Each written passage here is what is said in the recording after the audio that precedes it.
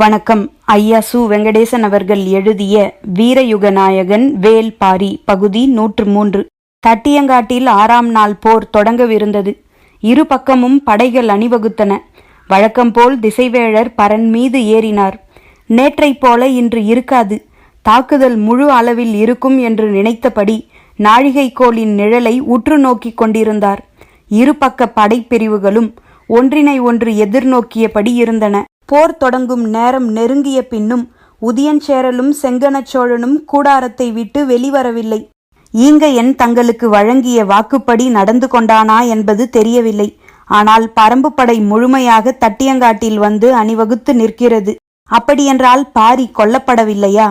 என்னதான் நடந்தது என்பதை அறிய இருவரும் தவித்தனர். இன்னொரு பக்கம் குலசேகர பாண்டியனின் கூடாரத்தில் பொதியவெற்பன் இருந்தான். நேற்றிரவு இரளிமேடு நோக்கி புறப்பட்ட பொற்சுவை இன்னும் வந்து சேரவில்லை. அழைத்து சென்ற காராலியும் வரவில்லை என்று 6 ஊர்களிலும் உள்ள உளவுக்காரர்களிடமிருந்து உறுதியான செய்திகள் வந்து கொண்டிருக்கின்றன. அப்படியென்றால் அங்கு என்னதான் நடந்தது? பல்லக்கு தூக்கிகளாக அனுப்பப்பட்ட பாண்டிய நாட்டு வீரர்கள் தங்களுக்கு இட்ட பணியை செய்தார்களா? பாரி கொல்லப்பட்டானா இல்லையா? பரம்பு படை வழக்கம்போல் வந்து அணிவகுத்து நிற்பதை பார்த்தால் பாரி கொல்லப்படவில்லை என்று தெரிகிறது. ஒருவேளை பாரி தாக்குதலுக்கு உள்ளாகி அவனுக்கு சிகிச்சை அளிக்கின்றனரா? பொற்சுவை என்ன ஆனால் என்ற விடை தெரியாத கேள்விகளுக்கு முன் நிலை கொள்ள முடியாத பதற்றத்தில் நின்று கொண்டிருந்தார் பேரரசர் குலசேகர பாண்டியன். போர் தொடங்கும் நேரம் நெருங்கியதால் செங்கனச்சோழன், நாம் முதலில் போர்க்களம் புகுவோம், இல்லையென்றால் பாண்டியனுக்கு நம் மீது ஐயம் உருவாகும், ஈங்கையனின் தாக்குதல் என்னதான் ஆனதென்று அங்கிருந்தபடியே தெரிந்து கொள்ள முயல்வோம் என்று உதியஞ்சேரலிடம் சொன்னான். அவனது கூற்றினை உதியஞ்சேரலும் ஏற்றான். இருவரும் கவசம் பூண்டு போர்க்களம் புறப்பட்டனர். பாண்டியனுக்கும் இதே நிலைதான். நாம் போர்க்களத்தில் இல்லை என்றால் சேரனுக்கும் சோழனுக்கும் நம் மீது ஐயம் வரும். எனவே வழக்கம்போல் நாம் போர்க்களம் செல்வோம். பாரியின் மீதான நம் வீரர்களின் தாக்குதல் பற்றி அங்கிருந்தபடியே அறிந்து கொள்ள முயல்வோம் என்று சொல்லி பொதியவெற்பனுடன் போர்க்களம் புறப்பட்டார் குலசேகர பாண்டியன். பரம்பு வீரர்கள் வழக்கம்போல் முழு ஆற்றலோடு களத்தில் நின்றனர். ஆனால் பரம்பு தளபதிகள் எல்லோரும் பெரும் கலக்கத்தில் இருந்தனர்.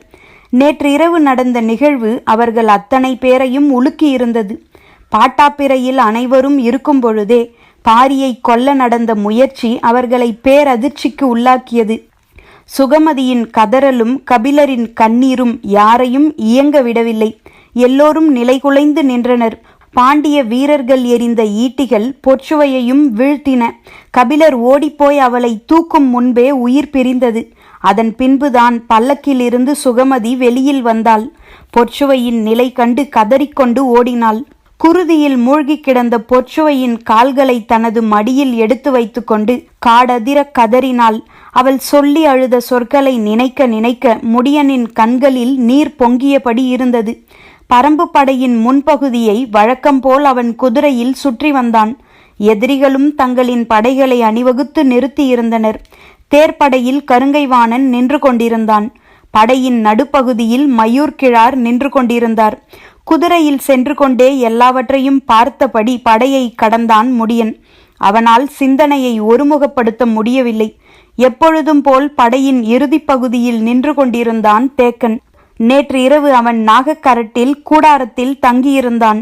நடந்த தாக்குதலை கேள்விப்பட்டு அவசரமாக அங்கு ஓடினான். பாட்டாப்பிரைக்கு தேக்கன் வந்து நின்றதும் அவன் கால்களை பற்றி கதறினார் கபிலர். பெரும்புலவரின் கண்ணீர் பட்ட கணத்தில் தேக்கனின் உடலே நடுங்கியது. குருதி பொங்கும் பொற்சுவையின் உடலை மடியில் கிடத்தியிருந்த கபிலர் எதிரில் சாய்ந்து கிடந்த ஈங்கையனையும் பார்த்து கதறி கதறி அழுதார். எல்லா கொலைகளுக்கும் தானே காரணமாகிவிட்டதாக நினைத்தார். அத்தாக்குதலை யாராலும் விளங்கிக் கொள்ள முடியவில்லை. ஈங்கையன் மீதான இரக்கமும் தங்களின் கண்முன்னால் ஒரு பெண் கொலை செய்யப்பட்டுவிட்டாள் என்ற பதற்றமும் அனைவரையும் நிலைகுலையச் செய்தன. நள்ளிரவுக்கு பின் சுகமதி பேசத் தொடங்கினாள். பொற்சுவையின் உடலில் கசிந்து கொண்டிருக்கும் குருதி பாரியின் உயிர் காக்க சிந்தப்பட்டது என்பதை அறிந்த பொழுது பரம்பே உறைந்து போனது. திசைவேழர் தன் கைகளை உயர்த்தியவுடன் போர் முரசங்கள் முழங்கின. தட்டியங்காட்டு போரின் 6ஆம் நாள் தொடங்கியது. படைகளின் தாக்குதல் தொடக்கத்திலேயே வீறு கொண்டு இருப்பது போல் அவருக்கு தெரிந்தது. பரம்பு படை வழக்கம் போல் அணிவகுத்திருந்தது. இரவாதன் இரவு முழுவதும் குளவன் திட்டின் அடிவாரத்தில் தனது படையை பயிற்றுவித்தான். அவனுடன் சேர்ந்து மூஞ்சலை தாக்கி நீலனை மீட்பதற்கான திட்டத்தின் தளபதிகளான கருணியும் பிடரிமானும் இடமும் வலமுமாக வந்து நின்றனர். குளவன் திட்டிலிருந்து நேராக தட்டியங்காட்டுக்கு வந்து சேரத்தான் பொழுது சரியாக இருந்தது. நேற்று இரவு நடந்தது எதுவும் இரவாதனுக்கு தெரியாது. வழக்கம் போல் பீரிடும் ஆற்றலோடு களம் வந்து நின்றான் இரவாதன். போரின் முதல் நாழிகையிலேயே ஆயுதங்களின் சீற்றம் அதிகம் இருந்தது. குறிப்பாக வேந்தர் படையின் தாக்குதல் மிகு வலிமையோடு இருந்தது. பரம்பின் விற்படை எதை நோக்கி திரும்பி நகர்வது என்பதை இன்னும் முடிவு செய்யாமல் இருந்தது. எப்பொழுதும் உதிரன் போர் தொடங்கிய கணத்திலேயே அதனை முடிவு செய்வான். ஆனால் இன்று அவன் முடிவேதுமின்றி களத்தில் நின்றான். நேற்றிரவு பாட்டாப்பிரையில் தாக்குதல் நடந்த பொழுது அவனது கையருகேதான் ஈங்கையன் இருந்தான். அவன் மீது ஈட்டிகள் பாய்ந்த போது துடித்து போனான் உதிரன். தாக்குதல் நடத்திய பாண்டியனின் பல்லக்கு தூக்கிகளை கன நேரத்தில் பரம்பு வீரர்கள் வெட்டி வீசினர். ஆனாலும் ஈங்கையனை இழந்ததால் வந்த ஆவேசம் கட்டுக்கடங்காமல் இருந்தது. சுகமதி பேசத் தொடங்கிய பிறகு நிலைமை தலைகீழாக மாறியது.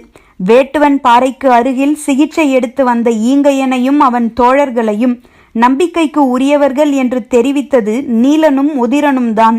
அவர்களை பற்றி இன்னும் நன்கு விசாரித்து அறியாமல் தவறு செய்துவிட்டோமோ என்று தோன்றியது. ஆனாலும் துரோகம் கழுத்து வரை வந்து நின்றதை யாராலும் எளிதில் கடக்க முடியவில்லை. தேக்கன், முடியன், உதிரன், விண்டன் என எல்லோரும் தட்டியங்காட்டில் நிலைகுலைந்து நின்று கொண்டிருந்தனர். வேந்தர்களின் தரப்பில் குலசேகர பாண்டியன், செங்கனச்சோழன், உதியஞ்சேரல், பொதியவெற்பன் ஆகிய நால்வரும் விடையறிய முடியாத கேள்விகளோடு நின்று கொண்டிருந்தனர். அவர்களால் போர்க்களத்தில் கவனம் கொள்ள முடியவில்லை. தாம் பெரிதும் நம்பிய திட்டத்தால் ஏற்பட்ட பயனென்ன என்பதை எவ்வகையிலும் உறுதிப்படுத்த முடியாமல் தவித்து கொண்டிருந்தனர். ஆனால் அவர்கள் தளபதிகளான உருமன்கொடி, துடும்பன், வெறுகாலன், மாகநகன், கருங்கைவாணன், மயூர் கிழார் ஆகிய யாருக்கும் எவ்வித குழப்பமும் பதற்றமும் இல்லை. நேற்றிரவு நடந்த எதுவும் அவர்களுக்கு தெரியாது. எனவே அவர்கள் போர்க்களத்துக்குரிய செயல் திட்டங்களோடு நின்றனர். தாக்குதலின் தன்மையை வழக்கம் போல் குளவன் திட்டிலிருந்து பார்த்து கொண்டிருந்தான் பாரி. நேற்றிரவு கண்களுக்கு முன் பீரிட்ட குருதி எல்லாம் தன் பொருட்டே பீரிட்டது. கபிலரின் மடி மீது சாய்ந்து கிடந்த பொற்சுவையை நெடுநேரம் பார்த்து கொண்டே இருந்தான். இன்னொரு புறம் ஈங்கையனின் உடல் கிடந்தது. சுகமதி சொல்ல கேட்ட பின் அவனது உடலை யாரும் மடிமீது தூக்கி வைத்துக் கொள்ளவில்லை. கொல்லப்பட்ட இருவருக்குமாக கலங்கிய உள்ளம் சிறிது நேரத்திலேயே ஒருவருக்கு எதிராக மாறியது. பெருகிய குருதி துரோகத்தால் காய்ந்தும் தியாகத்தால் ஒளிர்ந்தும் வெளிப்பட்டது. ஈங்கையன் தன் குலங்காக்கத்தானே இக்கொடிய செயலுக்கு ஒத்துக்கொண்டுள்ளான். தலைமுறை தலைமுறையாக போராடியும் சோழ பேரரசை வீழ்த்த முடியவில்லை. இந்நிலையில் தன் குலங்காக்க அவன் செய்த கடைசி முயற்சியாக இது இருந்துள்ளது. ஏதோ ஒரு வகையில் அவனது குருதியிலும் தியாகத்தின் சிற்றொளி அடங்கியிருந்தது. மீதமிருக்கும் கரும்பாக்குடி வீரர்கள் அனைவரும் இரவோடு இரவாக பரம்பு வீரர்களால் சூழப்பட்டனர். ஒரு சிலருக்கு மட்டுமே இத்திட்டம் தெரிந்திருந்தது. மற்றவர்களுக்கு தெரியவில்லை. இவர்களை என்ன செய்வது? கைது செய்து சிறையிடுவது என்ற பழக்கமே பரம்பில் இல்லை. தலைவன் செய்த தவற்றுக்காக மற்றவர்களை தண்டித்தல் தகுமா? இப்படியே அனுப்பினால் எதிரிகளோடு சேர்ந்து நமக்கு எதிராக போரிடவும் வாய்ப்புள்ளது என்று பரம்பு தளபதிகள் தங்களது அறத்திற்கும் ஈங்கையனின் துரோகத்திற்கும் இடையில் முடிவெடுக்க முடியாமல் அல்லாடினர். பாரி குளவன் திட்டு நோக்கி புறப்படும் பொழுது ஈங்கையனின் இறுதிச் சடங்கினை செய்ய அவர்களை அனுமதியுங்கள் என்று தேக்கனிடம் சொல்லிவிட்டு போனான். அவனது சொல்லிலிருந்தே இச்செயலின் பால் அவன் கொண்டுள்ள கருத்தை தேக்கனால் புரிந்து கொள்ள முடிந்தது. போர் முடியும் வரை ஆயுதங்களை தொடக்கூடாது. மீறி ஆயுதங்களை கை கொண்டால் அதற்குரிய விளைவிற்கு ஆளாவீர்கள் என்று கூறி அவர்கள் இருக்க வேண்டிய இடத்தையும் தெரிவித்தான். அவர்கள் அனைவரையும் காரமலையின் பின்புறம் அழைத்துச் செல்ல பரம்பு வீரர்கள் ஆயத்தமாயினர். தேக்கன் தட்டியங்காட்டுக்கு வந்து சேர்ந்த சிறிது நேரத்திலேயே போர் தொடங்கியது. வழக்கம் போல் இருபக்க அணிகளும் போரிட்டு கொண்டிருந்தன. அவனுடைய எண்ணங்கள் முழுக்க நேற்று இரவு நடந்த நிகழ்வு பற்றியே இருந்தது. கபிலர் பொற்சுவை வருவதற்கு அனுமதி கொடுக்கவில்லை என்றால் என்ன நடந்திருக்கும்? குகை காவலின் பொழுது ஈங்கையனால் பாரியை ஒன்றும் செய்துவிட முடியாது. அது கொடி வரிசை கொண்ட குகை. பாரி எங்கு துயில்கிறான் என்பதையே கண்டறிய முடியாது. காவல் எல்லையை தாண்டி உள்ளே நுழைந்திருந்தால் வெளிவருவதற்கான வழியையே கண்டறிய முடியாது. ஒன்றினுள் ஒன்றாக பின்னல் தொடர்புகளை கொண்ட அக்குகைக்குள் நுழைபவன் எளிதில் சிக்கிக்கொள்வான். ஈங்கையனின் நோக்கம் அனைவராலும் அறியப்பட்டிருக்கும். கோட்டைகளிலும் அரண்மனையிலும் நடக்கும் சதியைப் போல எந்த ஒரு தாக்குதலையும் பரம்பில் எளிதில் நடத்திவிட முடியாது. ஆனால் யாராக இருந்தாலும் ஏமாறும் ஓர் இடம் உண்டு. அதுதான் பரம்பு வீரர்கள் பல்லக்கின் தன்மையை அறியாமல் பாட்டாப்பிரை வரைக்கும் அதை அனுமதித்தது. அந்த வகையான பல்லக்கினை இதற்கு முன்னால் பார்த்தறியாததாலும் இரவு நேரமாக இருந்ததாலும் அதன் மேற்புறத்தில் மறைத்து வைக்கப்பட்டிருந்த ஈட்டிகளை கவனிக்காமல் விட்டனர். சில நாள்களாக ஈங்கையனின் தாக்குதல் சொல்லிக்கொள்ளும்படி இல்லை. அதற்கு காரணம் அவன் வகுக்கப்பட்ட படையினூடே தாக்கி முன்னேறும் பயிற்சியற்றவன் என நினைத்தோம். ஆனால் அவன் எதிரிகளால் இயக்கப்பட்டுள்ளான் என்பதை அறியாமல் போய்விட்டோம் என்று எண்ணங்களை ஓடவிட்டபடி ஈட்டியை ஊன்றி பிடித்து நின்று கொண்டிருந்தான் தேக்கன். பொழுது உச்சத்தை தொட்டு கொண்டிருந்தது. பரம்பின் வீரர்கள் வழக்கம்போல் தாக்குதலை நடத்தி கொண்டிருந்தனர். தனித்த உத்திகள் வகுக்கப்படாத நிலையில் நின்று தாக்கும் முறையை அவர்கள் கடைபிடித்து கொண்டிருந்தனர். வாட்படை தளபதியாக இருக்கும் தேக்கன் பின்வரிசையில் இருப்பதால் இளம் வீரன் அருவன் படையை வழிநடத்தினான். முடியனின் சிந்தனையில் வெறுமை மேவி இருந்தது. பரம்பின் உள் நிலத்துக்குள் தனது கைக்கெட்டும் தொலைவில் எதிரியின் ஈட்டிகள் பாய்ந்திருக்கின்றன என்றால் நாம் இன்னும் எச்சரிக்கையோடு இருந்திருக்க வேண்டும். தான் தவறவிட்ட இடம் என்ன என்று சிந்தித்தபடி இருந்தான். வேந்தர் படையின் தாக்குதலில் ஏதோ வேறுபாடு இருப்பதை அவ்வப்பொழுது பார்க்க முடிந்தது. ஆனால் பெரிதாக எதுவும் தோன்றவில்லை. பகற்பொழுதின் 20வது நாழிகை நெருங்கிக் கொண்டிருந்த பொழுது வேந்தர் படையின் தாக்குதலில் வேகம் கூடியது. அத்தாக்குதலை எதிர்கொள்ள பரம்பு வீரர்களுக்கு சற்றே நேரம் தேவைப்பட்டது. வெறும் தடுப்பரண் தாக்குதல் மட்டுமே போதாது.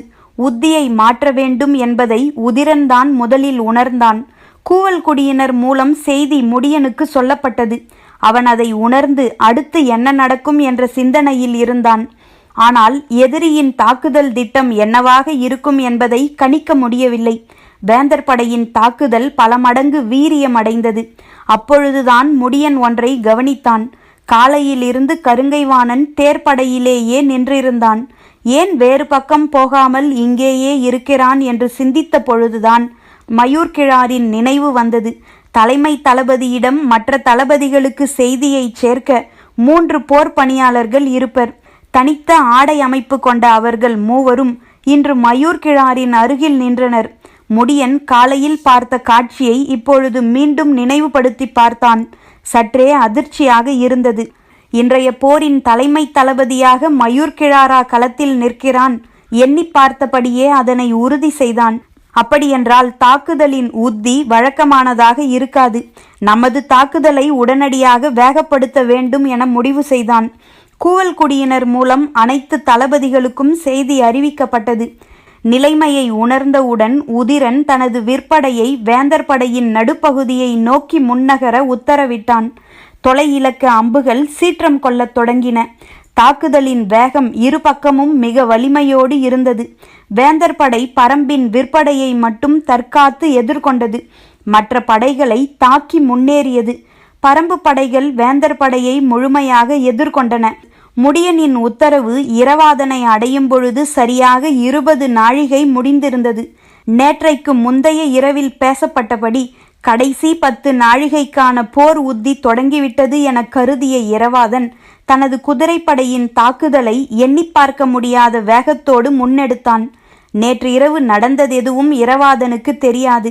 அதே நேரம் அதற்கு முந்தைய நாள் இரவு பேசப்பட்ட தாக்குதல் உத்தியை நிறைவேற்றும் நிலையில் முடியன் இல்லை. இப்பொழுது அவன் வேந்தர் படையின் தாக்குதலை எதிர்கொள்வதற்கான திட்டத்தையே வகுத்தான். முடியனின் சிந்தனை முழுவதும் மயூர்கிழாரை சுற்றியே இருந்தது. அவன் கருங்கைவாணனைப் போல பெரு வீரனல்லன். ஆனால் பரம்பை பற்றியும் பரம்பின் தாக்குதல் முறையை பற்றியும் ஓரளவு தெரிந்தவன்.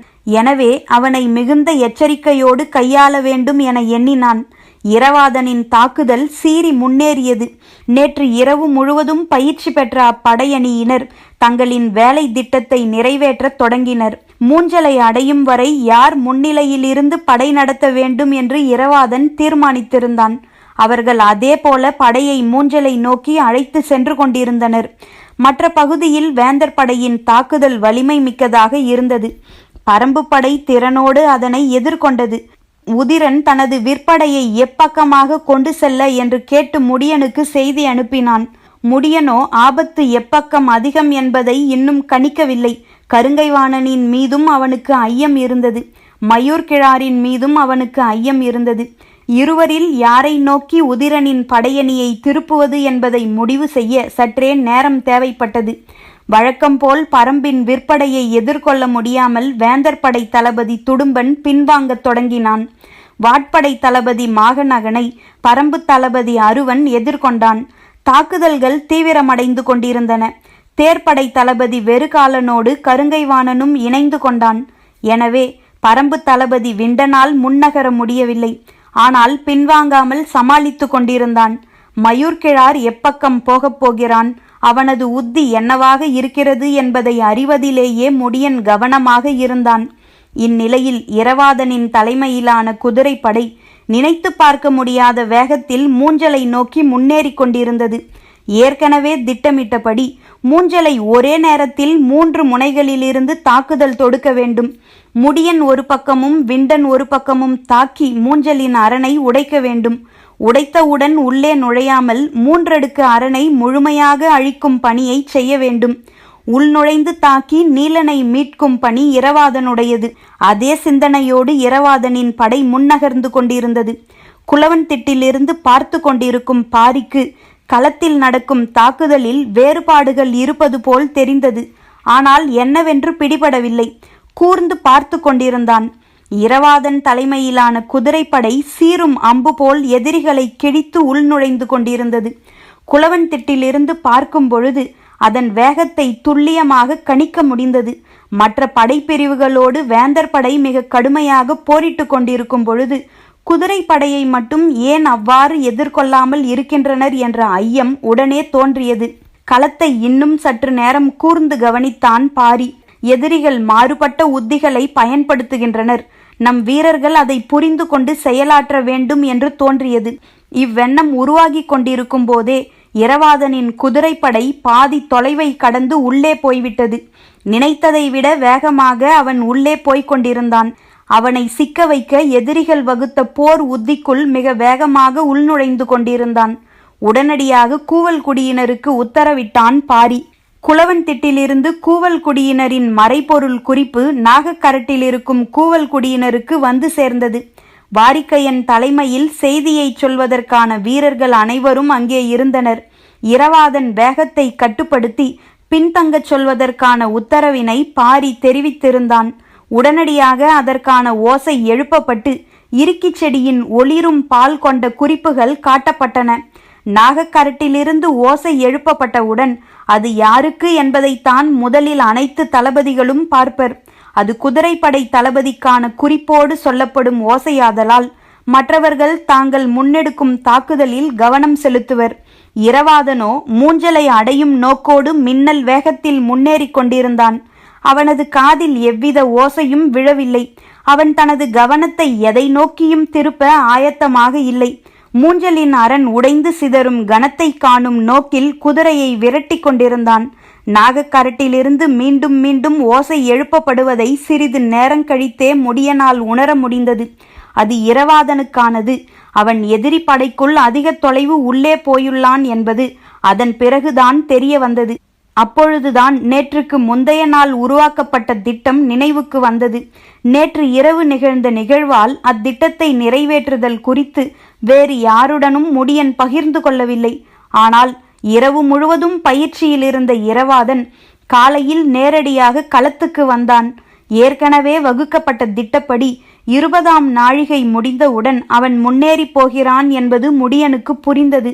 ஆனால் இதற்குள் மயூர்கிழார் வகுத்த உத்தியும் இருக்கிறது என்பதை அவன் முதலில் கணிக்கவில்லை. மற்ற படைகளை வலிமையோடு தாக்கி முன்னேற விடாமல் நிறுத்திவிட்டு குதிரை படையை மட்டும் முழுமையாக உள்வாங்கி அழிக்கும் திட்டத்தை மயூர்கிழார் தீட்டியிருந்தான். நாகக்கரட்டிலிருந்து மீண்டும் மீண்டும் குறிப்பொலி எழுப்பப்பட்டது. இப்பொழுது அபாய குறிப்பொலியாக ஒலிக்கத் தொடங்கியது. இரவாதன் மூஞ்சலை நெருங்கிவிட்டான். ஏற்கனவே திட்டமிட்டபடி மற்ற இரு தளபதிகளும் இரு திசைகளிலிருந்தும் மூஞ்சலை நோக்கி முன்னேறுவார்கள் என்ற எண்ணத்துடனே மூஞ்சலின் அரணை நோக்கி அம்புகளை செலுத்தத் தொடங்கினான். முடியனுக்கு என்ன செய்வதென்று தெரியவில்லை. எதிரிகளின் தாக்குதல் மிக கடுமையாக இருந்தது. எப்படையையும் முன்னுக்கு நகர்த்த முடியவில்லை. வேந்தர் படையினர் முழுமையான ஆற்றலோடு தாக்கிக் கொண்டிருந்தனர். கருங்கைவாணனும் வெறுகாலனும் தேர்ப்படையின் மீது கடும் தாக்குதலை நடத்தி பெருஞ்சேதத்தை உருவாக்கி கொண்டிருந்தனர். நிலைமையை உணர்ந்து உடனடியாக முடியன் அவ்விடம் போனான். ஆனால் அவனது கவனம் முழுவதும் கூவல்குடியினரின் குறிப்பொலியின் மீதே இருந்தது. செய்தியை நேரடியாகச் சொல்ல உதிரனையோ அருவனையோ அனுப்பலாமா என்று சிந்தித்தான். ஆனால் எல்லா முனையிலும் தாக்குதலின் வேகம் உச்சங்கொண்டிருந்தது. சூலூர் வீரர்கள் 60 வகையான ஆயுதங்களை கையாளத் தெரிந்தவர்கள். பேரரசர்களை காப்பதற்கான தேர்ந்த பயிற்சி கொண்ட அகப்படையினை தாக்கி அழிக்க கரிணியின் தலைமையிலான பிரிவு முழு திட்டமிடலோடு பாய்ந்து முன்னேறியது. பொய்க்கூடாரங்களிலிருந்து வெளிவரும் எண்ணிலடங்காத வீரர்களை கொன்று குவிப்பதற்கான திட்டத்தோடு பாய்ந்து முன்னேறினர் பிடரிமான் தலைமையிலான வீரர்கள். கரிணியும் பிடரிமானும் வகுக்கப்பட்ட திட்டத்தின் அடிப்படையில் தாக்குதலை தொடுக்கின்றனரா என்று பார்ப்பது இரவாதனின் வேலையல்ல. அவனது ஒரே இலக்கு நீலன் இருக்கும் கூடாரத்தை நோக்கி எதிரிகளை கொன்றழித்து முன்னேறுவது மட்டும்தான். 3 தன்மைகளில் தெளிவாக வகுக்கப்பட்ட திட்டத்தோடும் பரம்பினர் இப்போரில் இதுவரை பயன்படுத்தாத பல்வேறு விதமான ஆயுதங்களோடும் இரவாதனின் குதிரைப்படை மூஞ்சலை நோக்கி வந்தது. பகழி அம்புகளால் மூஞ்சலின் வெளிப்புற அரண் தகர்த்தெறியப்பட்டது. சங்கிலி தொடர் போல் அடுத்தடுத்து வந்து இடைவெளியை நிரப்பும் அவர்களின் 3 அடுக்கு ஏற்பாடுகளை எல்லாம் இடியென தாக்கி நிலைகுலையச் செய்தனர். யாராலும் உடைக்கவோ உள்நுழையவோ முடியாது என்று சொல்லப்பட்ட மூஞ்சலின் வெளிப்புற அரணை குதிரையின் வேகத்தை குறைக்காமலேயே உடைத்து உள்நுழைந்தனர் சூலூர் வீரர்கள். ஒற்றை நுனியில் உடைத்து உள்நுழைந்தவர்கள் விசிறியைப் போல கன நேரத்தில் அரை வட்டமாக விரிந்தனர். வெளியில் இருக்கும் மொத்த குதிரைப்படையும் உள்ளே வந்து வட்டத்துக்குள் சேர்ந்த பின் அது வட்ட வடிவ படையமைப்பாக தன்னை மாற்றிக்கொண்டது. வட்டம் எல்லா திசைகளிலும் ஒரே நேரத்தில் விரியத் தொடங்கியது. கணக்கில்லாத அம்புகளும் ஈட்டிகளும் வெடித்து வெளிவர வட்டம் தன்னை பெரிதுபடுத்தியபடியே இருந்தது. நாகக்கரட்டிலிருந்து மீண்டும் மீண்டும் கூவலொலி எழுப்பப்பட்டு இறுக்கிச் செடியின் ஒளிரும் குறிப்புகள் காட்டப்பட்டு கொண்டே இருந்தன. களத்தில் நின்ற பரம்பு தளபதிகள் அனைவரும் குறிப்பொலியை கவனித்தனர். இடைவிடாத குறிப்பொலி அனைவருக்கும் பதற்றத்தை உருவாக்கத் தொடங்கியது. நாகக்கரட்டின் மேலிருந்து வாரிக்கையன் காட்சியை தெளிவாக பார்த்தான். மூஞ்சலை உடைத்து இரவாதன் உள்நுழைந்து கொண்டிருந்தான். அன்று முடியன் கவலையோடு சொன்னது நினைவுக்கு வந்தது. இரவாதன் தாக்குதல் போரில் நிகரற்றவனாக இருக்கிறான். ஆனால் களத்தின் முழுமையை கவனித்து முன்னேறுவதில் குறைபாடு உடையவனாக இருக்கிறான். அது ஆபத்தை உருவாக்கிவிடும். காட்சியை பார்த்து கொண்டிருப்பதை தவிர வேறெதையும் வாரிக்கையனால் செய்ய முடியவில்லை. குளவன் திட்டிலிருந்தும் இதே ஒலிக்குறிப்பு மீண்டும் மீண்டும் வருகிறது. என்ன செய்வதென்று புரிபடாமல் நின்றான் வாரிக்கையன். உதிரன், விண்டன், அருவன், முடியன் என யாரும் தங்களின் இடம் விட்டு நகர முடியாத நிலைக்கு உள்ளானார்கள். வேந்தர் படை முழு வலிமையோடு இறங்கி வந்து மறித்து போரிட்டு கொண்டிருக்கிறது. மூஞ்சல் இருப்பதோ தட்டியங்காட்டின் வட மூலையில். மொத்த படையையும் பிளந்து கொண்டு அந்த கடைசி பகுதிக்கு போய் இரவாதனுக்கு உதவுவது எப்படி என யாருக்கும் புரியவில்லை. கருங்கைவாணன் வேந்தர் படையின் தேர்ப்படை தளபதி வெறுகாலனோடு இணைந்து வலிமை மிகுந்த தாக்குதலை தொடுத்து கொண்டிருந்தான். பரம்பு தளபதி விண்டனால் மட்டும் அதை எதிர்கொள்ள முடியாது என்பதால் அவனுடன் முடியன் இணைந்து நிற்கிறான். அப்படி இருந்தும் தாக்குதலின் வேகம் இணையற்றதாக இருக்கிறது. போர் சூழலில் என்ன முடிவெடுப்பதென்றே தெரியாத ஒரு கணத்தை முதன்முறையாக முடியன் சந்தித்தான். உணர்ச்சியின் படபடப்பு அவனை ஆக்கிரமிக்கத் தொடங்கியது. சட்டென ஒரு முடிவுக்கு வந்தான். இரவாதன் தன் மகன் என்ற உணர்வில் எந்த ஒரு முடிவையும் எடுத்துவிடக்கூடாது. நடைபெற்று கொண்டிருப்பது பெரும் போர். இதில் கணிப்புகளும் உத்திகளும் பிழைப்படும் வாய்ப்புகள் உண்டு. அப்பிழையை உணரும் பொழுது சரி செய்யும் முயற்சிக்காக பேரிழப்புகளை கண்டுவிடக்கூடாது. எண்ணங்கள் மனத்துக்குள் உறுதியாகி கொண்டிருக்கும் பொழுது தேக்கன் அவ்விடம் வந்து சேர்ந்தான். அதே நேரத்தில் எதிரில் நின்று போரிட்டு கொண்டிருந்த கருங்கைவாணனை நோக்கி விரைந்து வந்தார் மயூர் கிழார். 2 பக்கமும் தலைமை தளபதிகள் பதற்றத்தோடு இருந்தனர். முடியனை பார்த்து தேக்கன் சொன்னான், நாகக்கரட்டிலிருந்து மீண்டும் மீண்டும் குறிப்பொலி கேட்டுக்கொண்டே இருக்கிறது. இரவாதனின் படை தனித்து போய் மாட்டிக்கொள்ளக்கூடாது. நீ உடனடியாக இவ்விடம் நீங்கி அவனோடு போய்ச் சேர். திடீரென மயூர்கிழார் வந்து நின்றதை பார்த்து கருங்கைவாணன் திகைத்து போனான். என்னவென்று கேட்பதற்குள் அவரே சொன்னார்.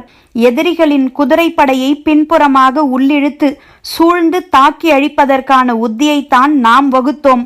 ஆனால் அவர்களோ நாம் சற்றும் எதிர்பார்க்காத வகையில் மூஞ்சலையே உடைத்து கொண்டு உள்ளே போய்விட்டார்கள். மிரட்சியுற்றான் கருங்கைவாணன். மூஞ்சலின் காப்பரனை உடைத்து விட்டார்களா? ஆமாம், அதனால்தான் நான் விரைந்து இங்கு வந்தேன். நீங்கள் உடனடியாக இவ்விடம் விட்டு மூஞ்சலை நோக்கி போக வேண்டும். பதற்றத்தோடு தேக்கன் சொன்னான். நீ இவ்விடம் விட்டு விலகிச் செல். எது செய்தாவது இரவாதனுக்கு தீங்கு நேராமல் தடு. தேக்கனின் சொல் கேட்டு கடுஞ்சினத்தோடு பதிலுரைத்தான் முடியன். கருங்கைவாணனும் வெறுகாலனும் இணைந்து நின்று தாக்கிக் கொண்டிருக்கின்றனர். நான் இவ்விடம் விட்டு அகன்றால் நமது தேர்ப்படையை பெருஞ்சேதத்துக்கு உள்ளாக்கி விடுவார்கள். அது மட்டுமல்ல, இங்கிருந்து எதிரிகளின் மொத்த படையையும் கிழித்து கொண்டு போய் நான் மூஞ்சலை அடைவது இயலுகிற செயல் அல்ல. எம் முயற்சியாவது செய். இவ்விடம் விட்டு போ என்றான் தேக்கன். எதிரி உன்னையும் என்னையும் குறிபார்த்துத்தான் தேர்ப்படையில் வந்து வலிமை கொண்ட தாக்குதலை நடத்துகிறான். நான் இவ்விடம் விட்டு போனால் உன்னையோ விண்டனையோ இழப்பேன். அதே நேரம் மூஞ்சலையும் சென்றடைய மாட்டேன் என்று அம்பினை நாணில் தொடுத்தபடியே கத்தினான் முடியன். மயூர்கிழாரின் சொல் கேட்டு பெருங்கோபத்துடன் கத்தினான் கருங்கைவாணன். நான் இவ்விடம் விட்டு இப்பொழுது அகன்றால் நமது தேர்ப்படையை முற்றிலும் இழக்க நேரிடும். எதிரி படையின் தலைமை தளபதி முடியனின் தாக்குதலை ஒரு பொழுது கூட வெறுகாலனால் எதிர்கொள்ள முடியாது. குதிரைப்படையையும் யானைப்படையையும் இழந்து நிற்கும் நாம் தேர்ப்படையையும் இழக்க நேரிடும். எனவே நான் இவ்விடம் விட்டு அகல்வது அறிவீனம். அப்படியென்றால் இரவாதனை காப்பாற்ற முடியாதா என கத்தினான் தேக்கன். அப்படியென்றால் மூஞ்சலை காப்பாற்ற முடியாதா என கத்தினார் மயூர்கிழார். பரம்பின் குரல் ஒலிக்கும்.